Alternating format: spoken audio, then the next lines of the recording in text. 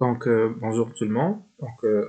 Dans cette vidéo, on va essayer de voir la configuration sans état, stateless, avec le routeur RADVD. Donc, pour faire cette démonstration, j'ai créé deux machines virtuelles. La première, je l'ai appelée Ubuntu RADVD, et la deuxième, c'est la machine cliente. La première configuration, c'est d'aller tout d'abord mettre la valeur 1 dans le fichier forwarding, c'est-à-dire donner la possibilité à cette machine de forwarder des adresses IPv6.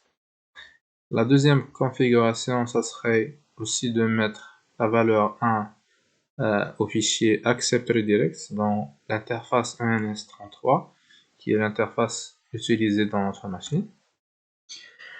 Très bien, donc après ces deux informations, maintenant on doit aller installer le routeur RADVD. Donc je l'ai déjà installé, question de gagner un petit peu de temps.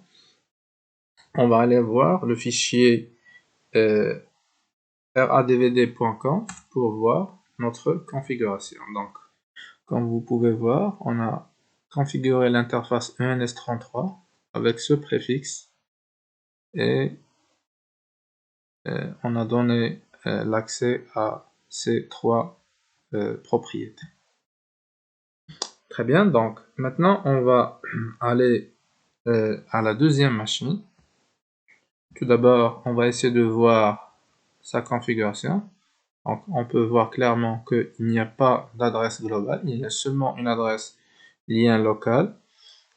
Cette adresse, c'est les adresses liens locales, on sait tous qu'ils commencent par FE80, du coup on n'a pas d'adresse globale IPv6 dans notre machine cliente. Donc les configurations à mettre dans ma machine cliente, c'est de mettre la valeur 1 au fichier accept.ra, autoconf et accept redirect.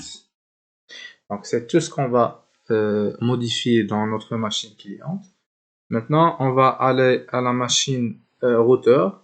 On va essayer de démarrer le routeur RADVD.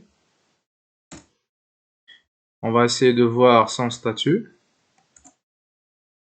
Donc, comme vous pouvez voir, Started Router Advertisement Demand for IPv6. Très bien.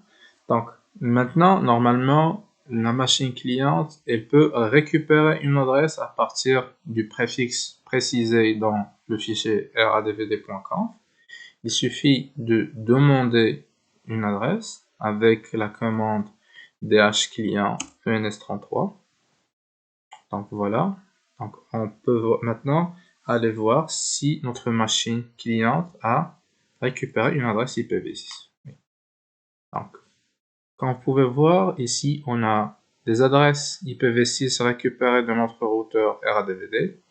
Donc j'ai testé cette configuration pas mal de fois, c'est pour ça qu'on voit plusieurs adresses globales. Donc comme vous pouvez voir, ici on a des adresses globales qui ont été récupérées depuis le routeur et RADVD.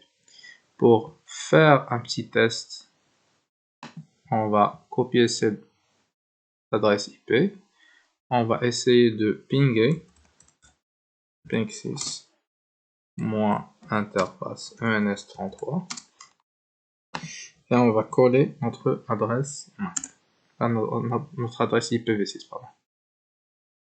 Donc, comme vous pouvez voir, donc le ping il passe correctement. On va arrêter le ping. On va essayer de récupérer les paquets avec l'utilitaire Wireshark. Donc, on va démarrer Wireshark en tant que super utilisateur.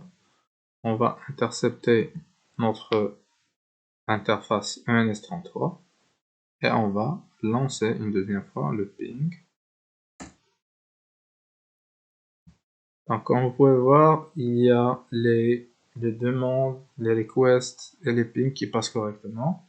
Donc, il faut savoir que La récupération des adresses IPv6, elle se fait sur plusieurs étapes. La première, c'est l'envoi du paquet RS, qui est le Router Solicitation. Après, le paquet NA, qui est le Neighbor Advertisement. Lorsque ces deux paquets sont correctement envoyés, donc on peut dire qu'une connexion est établie. Du coup, on peut envoyer et communiquer entre la machine cliente et la machine RADV. Donc voilà. C'était tout pour la configuration sans état, stateless, avec l'outil RADVD. Dans la vidéo suivante, on va essayer de voir la configuration avec état avec le serveur Dibbler. Merci.